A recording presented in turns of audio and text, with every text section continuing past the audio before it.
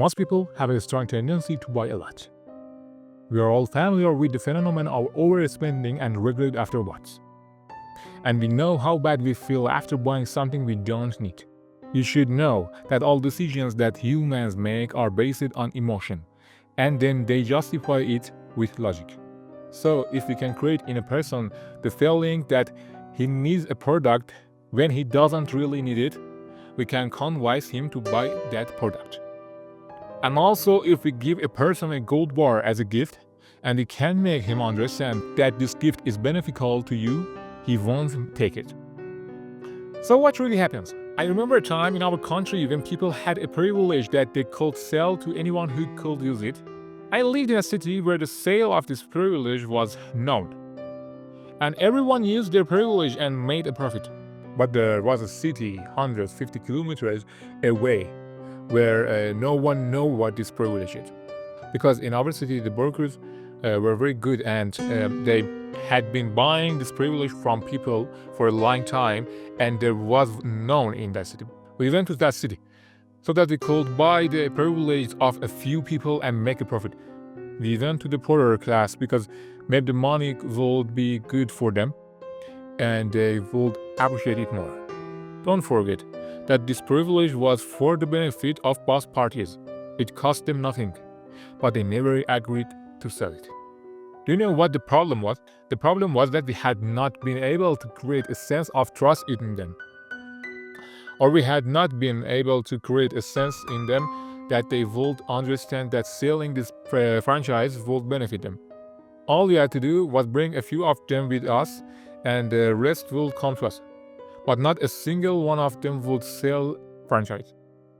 They did not sell that franchise, and they did not benefit from the profit that the people of our city made. What was my purpose in telling this story? I wanted to make you understand that it is creation of feelings that can convince a person to make a decision. Advertisement and this virtual world only create a feeling of needing you. You should know that you really do not need any of them and never have. If your cell phone works, there is no need to buy the latest phone on the market. Know that advertising has created a sense of needing you, otherwise you don't need it at all. I have had a cheap phone for years, but I can buy the best phone in the world right now. But since my phone works, and I am happy with it, why should I do that? I feel satisfied now, but when I buy an expensive phone, it may be attractive to me at first. But over time, it becomes repetitive, and I lose my sense of satisfaction because I bought something I didn't need. Now, let's get to the main topic of our discussion.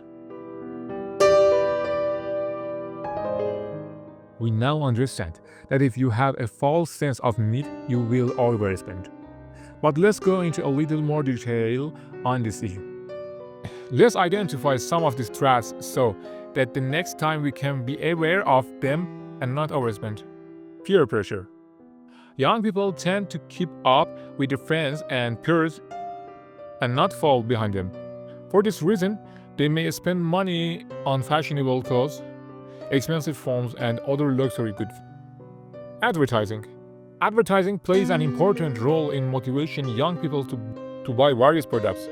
Attractive and captivating advertisement can convince young people that they need certain products even if they do not really need them. A lack of financial education. Many young people do not have enough information about financial matters and how to budget.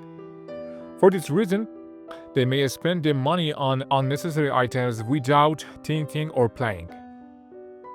Okay, emotional problems. Some young people resort to spending to compensate of their emotional definitions. They may try to attract the attention of others and increase their self-confidence by buying various items.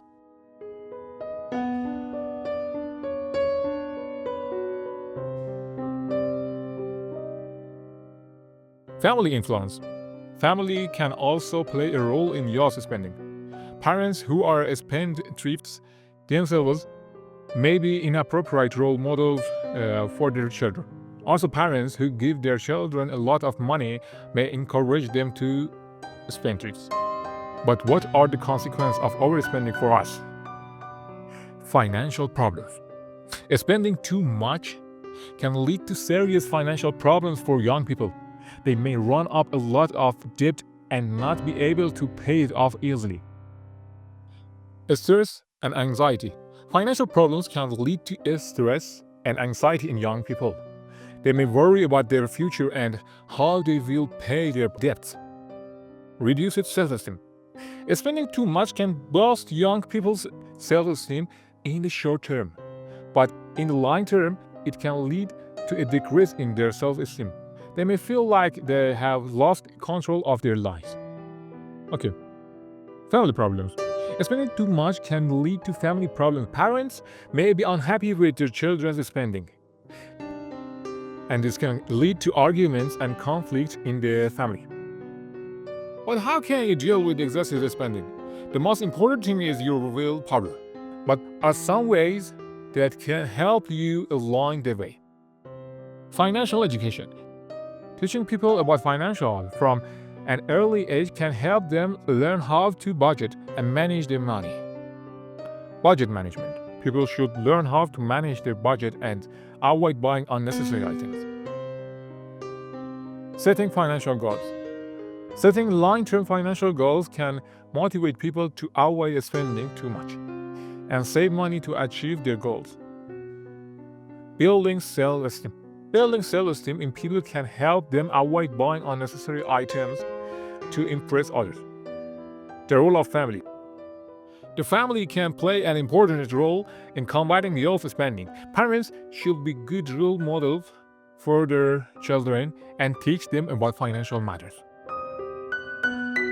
Finally, I must say that overspending harms your life. And rest assured that if you buy what you need instead of what you don't need, you will have more peace in your life. I hope God bless you and God protect you until the next video.